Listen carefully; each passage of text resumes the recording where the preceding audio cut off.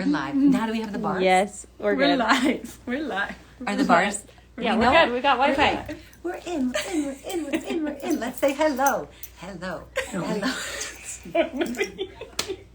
Okay. We're going to give it a second here.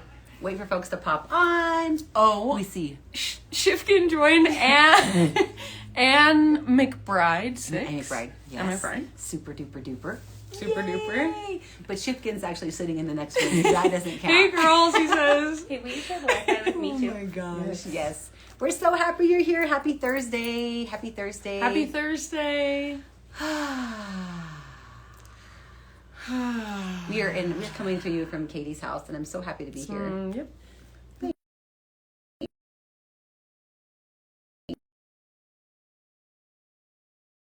Oh, thanks for coming, guys. Thanks for Jojo. joining, Jojo. Oh my gosh, Yes. Jojo. Do you see that thing that you made in the background? You see it?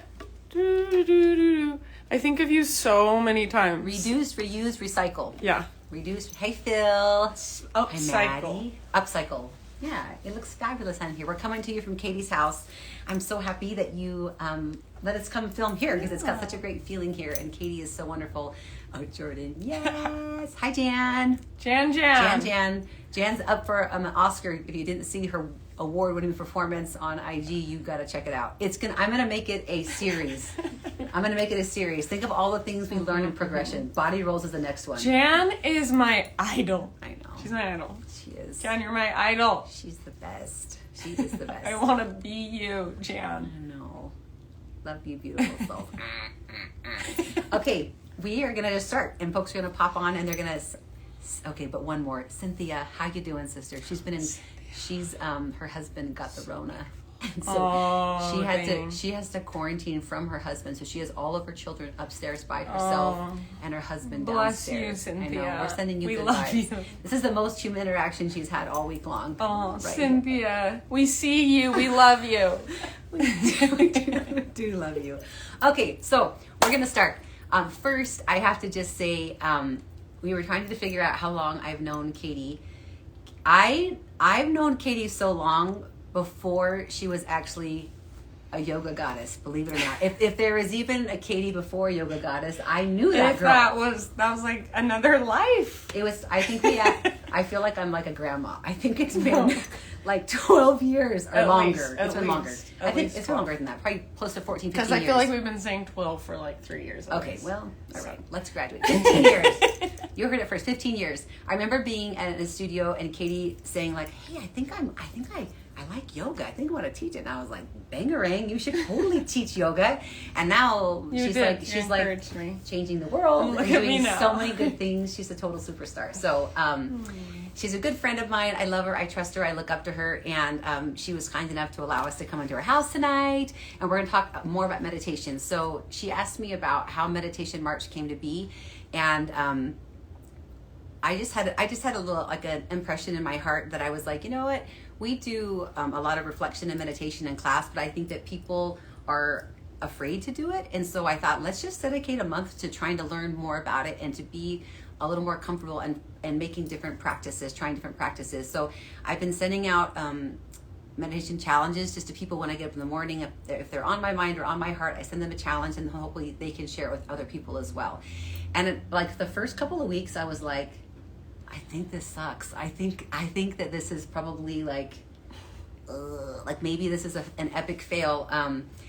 But I still feel like I needed to do it. And so little by little, I've been getting these, not that I need to have messages back, but people have been really fortunate and kind to me to share some experiences they've had. And I was like, I knew this is what we were supposed to do. And it's been amazing to hear people's responses of, they used to practice meditation, they fell out of it, or they've always wanted to do it, and just these feelings they've had with becoming still with themselves. And I feel like meditation, I know it's for everyone. It's for everyone. It's not for yogis, it's not for dancers, it's not for men, not for women. It is for, if you have a pulse and you take in oxygen, you should be meditating. Amen. Right? Preach, sister. Yes. Oh my goodness. Yes, I love it. So I'm just wondering, Katie, if you can just talk about your meditation practice and what you do, and then we're gonna have some more questions as well. Okay. So I feel like my journey of what what meditation has looked like for me has just changed so much over the years. Can you think about in the very beginning what it looked like?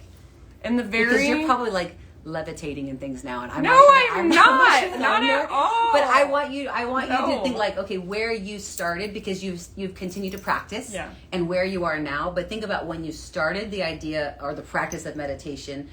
What did it look like? What did it feel like? So The good, the bad, the ugly. Okay. So I think that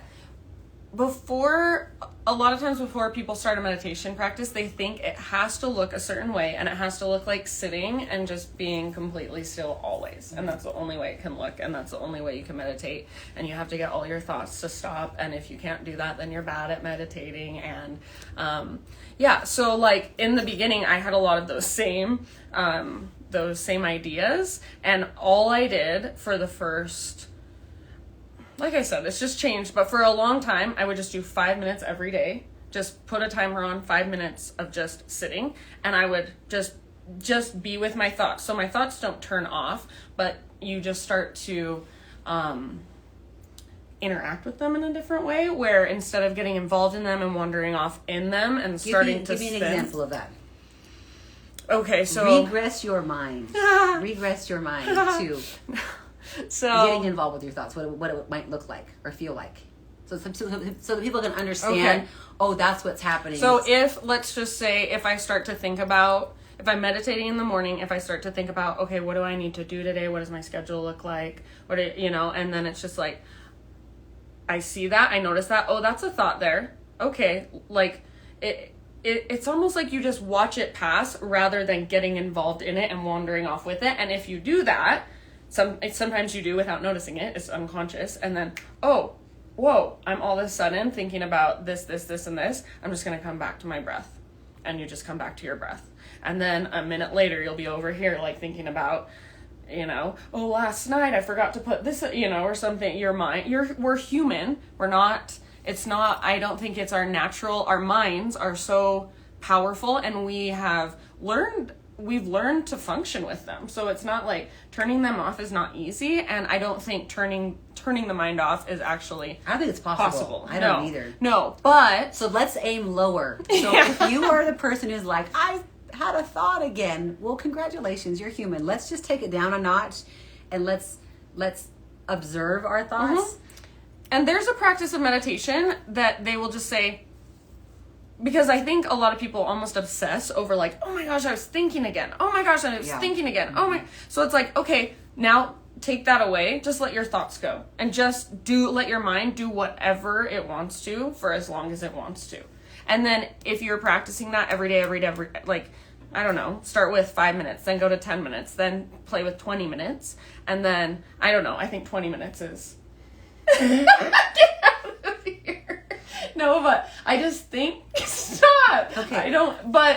I just think like eventually the mind stops a little bit. This was something that I learned, I can't remember who I learned it from. I think it was Michael Beckwith, but he said, no, it was Michael Singer, I'm sorry. You cannot control a thought with a thought. Say that again. You cannot control a thought with a thought. So if, let's say you think to yourself, oh my gosh, I've got to remember to call the plumber, yada, yada, yada. And then you have a thought and go, don't think that thought. You can't manipulate your mind in that way. You have to allow it to be free. And that is where meditation comes in, right? And so, like you were saying, putting yourself down or being frustrated that you had a thought with a thought, like that is it. Just, you have to let it go, like a cloud. Exactly. And what we're trying, and I don't even like to say trying because you're not trying. You're doing. Yeah. But we're not trying to control anything. We're letting go of the control. So say that again. And I like this and this. Say that again.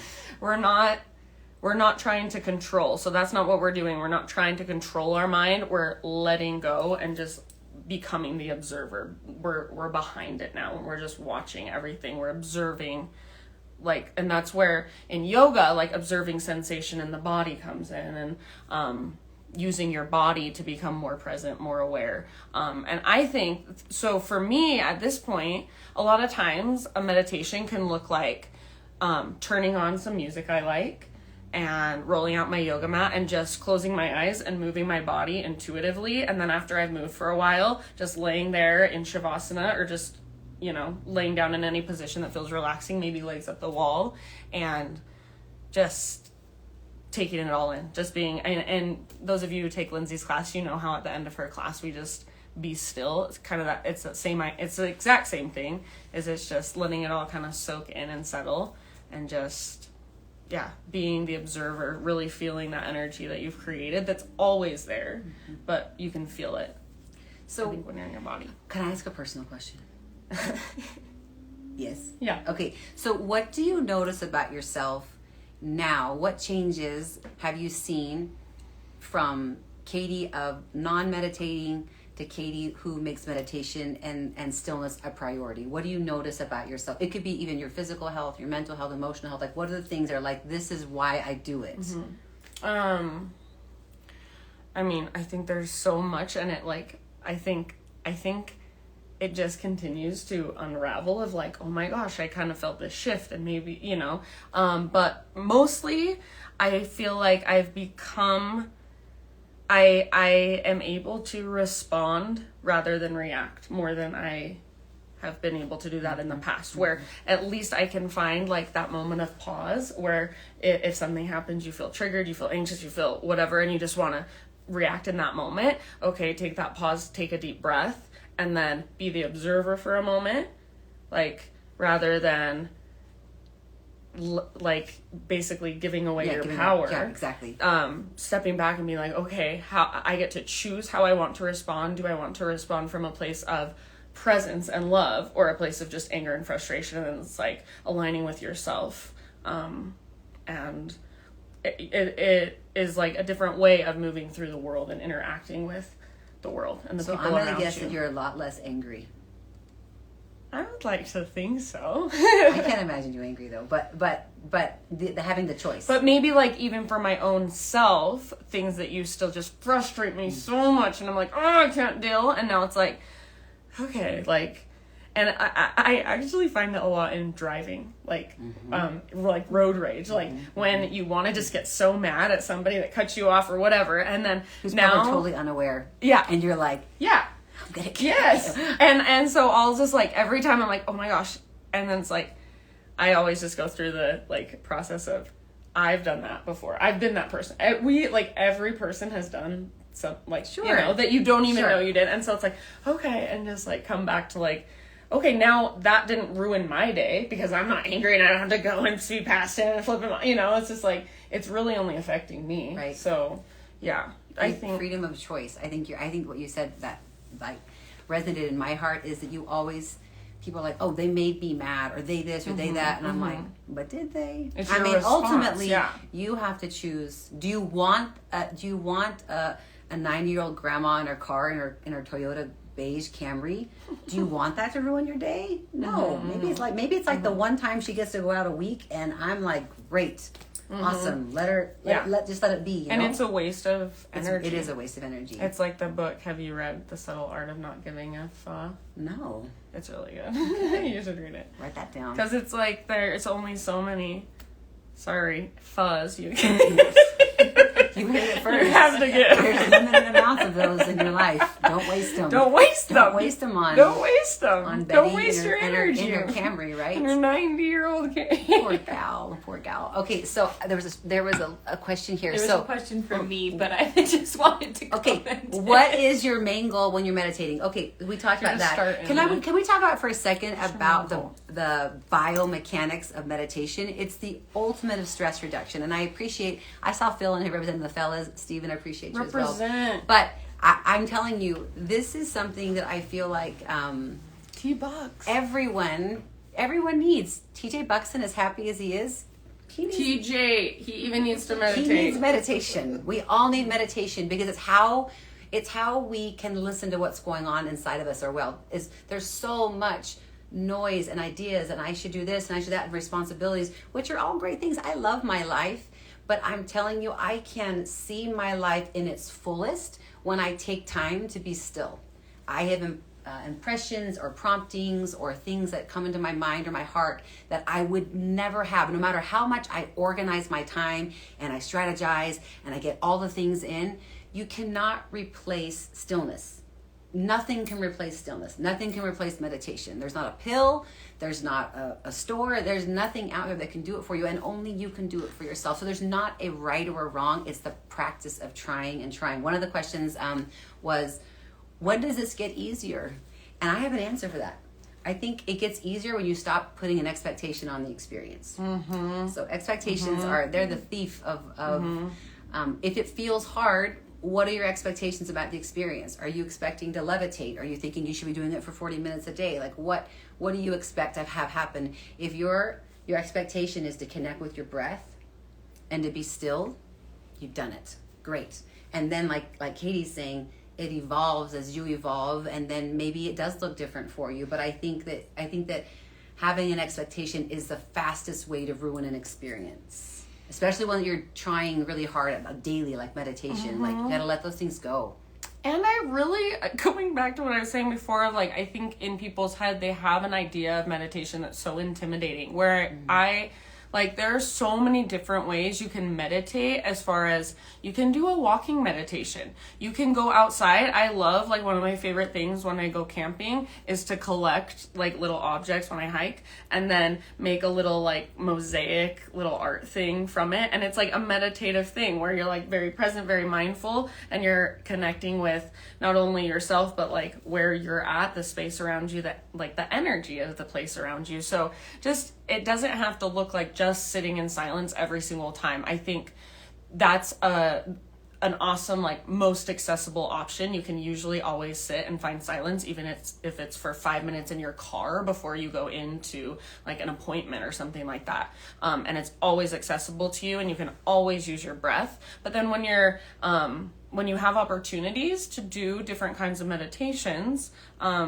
it might like spice it up a little bit. And then I like to, if I can, be kind of consistent for a while if I'm trying something different to some extent. Like I try not to do something once and then never do it again. Like do it once and then make it a little more of a consistent, or even if it's like more of a ritual. That's like my little altar. That is like a little ritual thing. Look at all those delightful little trinkets you have. I wish you could see. There's a lot down there.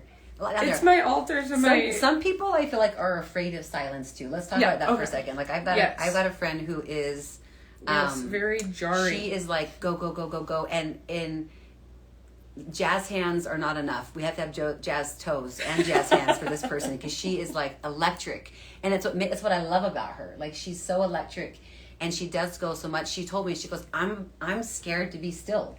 I can't do it. She's told herself she can't do it. We shouldn't say the word can't, right? We're trying, or we're doing, but she's afraid to be still. And so I just said, where does that come from? Where does that come from? And she says that she's afraid of what she's going to hear. And I'm like, oh, that's very interesting. So isn't it, even for someone who's not practicing meditation, intuitively she knows that it would be helpful for her. And she's afraid of what's going to happen when she's still. And I thought, oh, that's very enlightening. Like, I love the idea that it can be lots of different things. So if you're someone who's like, stillness is challenging for me, a walking meditation would be great. Yeah. Or like what Katie's saying. That's a good, then start with something that's not as intimidating for you, perhaps. And then, and start with music if you can't do silence. And then slowly, I think it becomes less and less intimidating to move.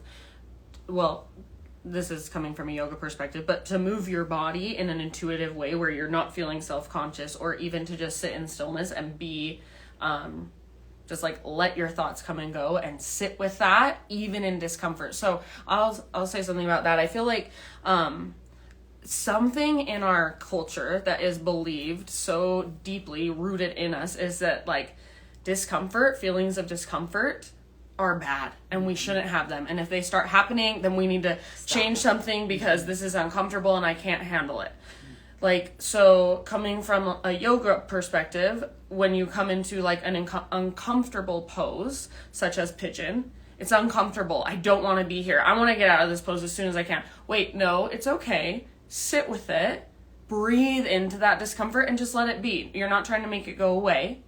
It's not going to go away. So just allow it. Did you say pigeon because of me? No. Yes, you did. No, it's typically Okay, everyone. Crime dog, no. Okay, good. No. So, No, not so at all. instead of pushing away the discomfort, or the fear behind something, if we use that as a way to maybe even focus, like to breathe through it, right? Instead of being scared or like, get me out of here. Use it as just like an observation of, oh, there's that feeling, and stop even labeling it necessarily as discomfort. It's sensation. It's energy moving through me. It's it's just something I'm experiencing. I'm the space for it. I have the capacity to hold it, and I'm just gonna let it be. I don't need to fix it. I don't need to push it away. Just let it be and breathe. And like, oh my gosh, actually I can do this. And then in your life, when you come up against something, you're like, oh my god, I want to freak out. It's like, okay, wait. This feeling, it's just there. I don't need to act on it, but I can just let it be inside of me for a bit, breathe, and like eventually it starts to soften and starts to dissipate. So yeah, I think I believe this because I've lived it and practiced it in my life, but being able to work through physical discomfort is probably one of the most effective ways to practice for emotional and mental discomfort. Like, if you can be in pigeon, which feels like it's physically challenging, it's challenging for me, or if you can be even lifting, like if I'm lifting weights and it's challenging and I can talk to myself, like the physical practice leads to a stronger mental and emotional and spiritual practice when you do get stuck in those spots. And I think that's great because we're constantly using our bodies. We're always using our bodies. I think people are dedicated to exercise, like, don't miss it. But meditation, I try. That's kind of what happens. But isn't it great that we can use our bodies that way? I think it's so funny. I always say this when I do a breathwork class, because the breathwork class, you have to breathe like pretty intensely for about 20 minutes. And it's like, that's so it's hard. Exhausting. It's so hard. But I'm like, but people will go to the gym and like kill over in sweat, dying, and be like, but I have to do this every day. And I'm like, but you can't breathe for 20 minutes. And I'm just like, that's so fascinating how we have just like our perception of things. Yeah, values. Comments and questions are on there. Oh, but. Whoa. Okay. I prefer. Oh, hold on. Let's go up. We got some people up here. Just start with Jesse. So you start with smaller goals, and then Jess Watts. They just were commenting on your okay. finding silence. Hiding in your garage. Good idea. Always hide in the garage from the Yes, children. That's I a great love that, idea. Jess. Hide from the children. Yes. As long as you can. Oh, that is a great idea. Yeah, collecting things. Yeah, as well. My friend makes like the coolest nature art that she does, like the most amazing things, and it like inspired me to be more mindful. I prefer a guided meditation so my mind can get into the zone. Is the goal to be able to meditate on your own? I don't think that there has to be goals, right? Yeah. I think don't think so at like all. Katie just mentioned, like the evolution and the change happens. It's for what you need, I in the mornings, I just have just rituals that I do in the morning, and I like to listen to the message of my guided meditation. If I do a guided meditation 2 or 3 or 4 times while I'm getting ready or getting dressed or making my drinks or whatever, and then it's like what Cynthia's saying, it kind of marinates in me, and then when I meditate, I feel like it's a really I'm more dedicated to my practice because I've spent 15 minutes kind of preparing myself while I'm getting ready. Like, I'm not like sitting there staring into space. But I think it changes. I think it changes. And what's available? Well, if a guided meditation isn't available, hiding in your garage is a great idea. And you can hide in your garage, listen to a guided meditation. Yeah. She was saying that because I said you can sit in your car for 5 minutes. But she was hiding in the garage today because I saw it, just so you know. So it's totally okay. We love you, Jess. I don't know how you do it. I know, it's great. It's great. Okay, and then the other thing I was going to add to what you said, is like guided meditation, I think is what you were saying. It's like, that's a great way to kind of, it helps set an intention, and it kind of gives you an intention or gives you inspiration, where sometimes it's like thinking of your own. It's like, I don't know what I want. Like it and more often than not, you resonate with it in some way. Right. And then the other thing is, like, sometimes if you do get more into it, then I like to pick a certain, like, a mantra or, Let's talk about mantras. Okay. Let's talk about mantras. Okay. I get people ask that question a lot. Okay. And most of the time it's in Sanskrit, so people are like, what does this even mean? And 5 minutes? That can't be right. What do you guys do in the rest of the night? Time We want to hang out a little bit longer. flies. Let's talk about mantras. Let's talk about the most simple of mantras someone could use if they wanted to use a mantra, and why someone would use a mantra. Okay. So, there are different ways of looking at mantra. If you're coming from just the yogic philosophy and Sanskrit mantras, the thing is with Sanskrit mantras, it is, so I'll just give an example of one, like Om Namah Shivaya, Om Namah Shivaya, Om Namah Shivaya. So you would repeat that over and over. If you wanted to get really technical, you've seen like those mantra beads, you know, like that are like the beads. You know what I'm talking about? All right. The mala beads. Mala beads, Mala yeah, beads, the okay. mala beads. Okay. So I think it's a Buddhist tradition, but for each one, One. there's 108, and you would say it once, and then you like just the write next down. bead, Got next it. bead, yes, and then 108 times you would repeat it. It's not necessarily, it does have a meaning, and I think it's like, I bow to the teacher in me or something like that, but it's not, you're not repeating it necessarily at all for the meaning of it, as just like the sound of it and the repetition and the, okay, so my I was gonna say my testimony of I was, you know what's crazy? What's crazy to me is I was about to say, will you just spare your testimony? And I was like, I'm not going to say that. And look who said it. Great. No. Yeah, please. But I feel please, like I please, didn't share. connect very much with mantra for a long time because I had done it a lot in like yoga teacher training and different yoga things I've gone to, and I'm like, okay, whatever, like it's cool. I don't really connect with it though. But then in my Bali retreat that I did in Bali a couple of years ago, we had like this fire ceremony on the last day, and these Balinese priests came. One was, they called him a healer, and one was, he was but he was a priest and he was playing guitar. So we did mantra. The lady that was like, helped me organize it, she told us it would be 30 minutes. So we were all planning on 30 minutes. It was probably 2 hours and 30 minutes. We were like sitting there around the fire, you're throwing in stuff and you're just repeating it, and they're just like, and that is the first time that I'm like, whoa, because you get to this place for a while where you're just like, this is awful, I hate this so bad, and all of us thought it should have been over like What a a mental half hour. practice. Yes, and we're just like, oh my god, but then when you just keep going and you're just saying, and they would switch up the mantras and switch up the beat, but at like some point it shifts where you're just like in flow, like you're just like, time disappears, the discomfort of like, I hate this is gone, and you're just in it. And that is like, that's meditation, and it's just a different way of getting there. And I think like that's all of these tools are just different ways of getting there. And when I say getting there, that's the like paradox, is there's Right. nowhere to get. Yeah. And as soon as you know you're there, then you're out of it. So it's like, just practice. And sometimes you'll have an experience you'll be like, whoa, I think it didn't seem like that was like the longest 5 minutes of my life today. And then sometimes you'll be like, that was the longest 5 minutes of my life, and that's okay, and that's how That's the it practice. is. That's a practice. That's the And practice. yeah, and that's why it's a practice, because you can never perfect it. And yeah. So I think that's great. And I think what I feel is that I'm not expecting anything in return when I meditate. Like it's not like I'm waiting for someone to give me something.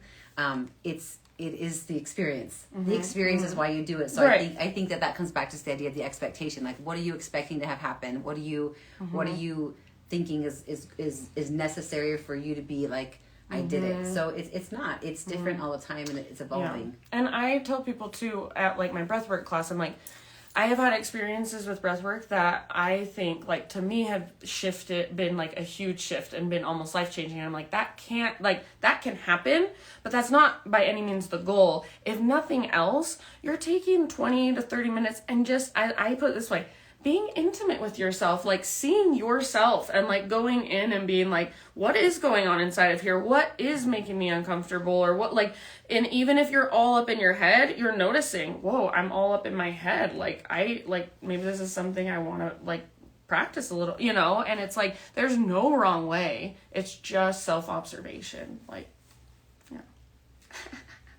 This girl, she's a keeper. She's a keeper. She's a keeper. Katie, I love her. I love you, and I love that we can just. I love that we're having this conversation. I love that it's in a community, in the Wyld community, in the yoga community. I feel like this is like an intersection that we have, and I love it because I feel like it's something that everyone should be. We should be encouraging each other to do. Like when your friend's having a bad day, like how about like.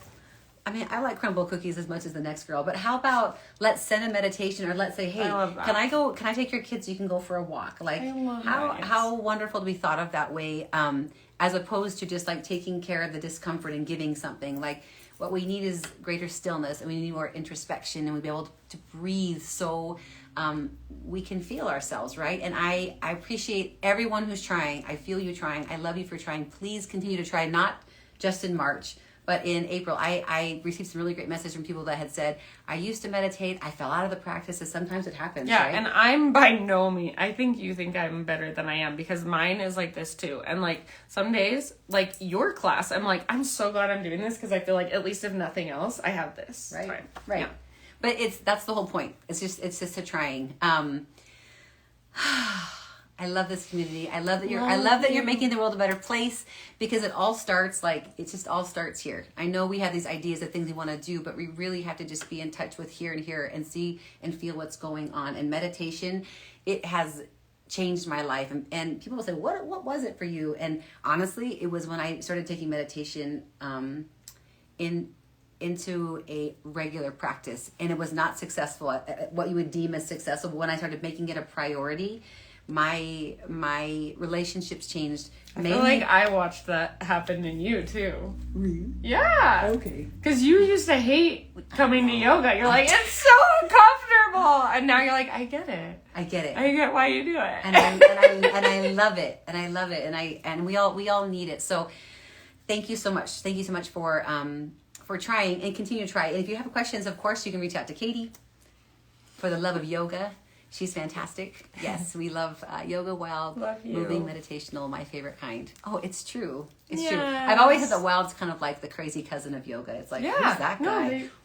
That's what I feel like Wyld is. It's kind of the same embodiment, but a little bit different. So thank you for tuning in. We'll leave this up on IGTV so you can write down those ideas. And just be flexible and be kind and give yourself grace and keep trying. One other little house cleaning. Tomorrow is our very first welcome to the Wyld class at 11:30 at Awaken Studios, and I want to just make sure everyone knows that they're invited, and that this is for anybody who is inquisitive about what Wyld is. Like, what is it? I'd like to try it. Someone who's brave enough to do something new. It's going to be an entire class of brand new people who are just willing and wanting to try something new. So I hope I can see you there tomorrow. Katie, do you want to say anything? No, thank you for listening. Love you guys. We love you. I love you. And thank you for taking a walk in the wilderness. Till next time. Push the button. Push the button. I don't need my nose in Which it. one is it? X? The X? I never know how to do it. This one. Don't want to get my Save nose the video or she'll kill you.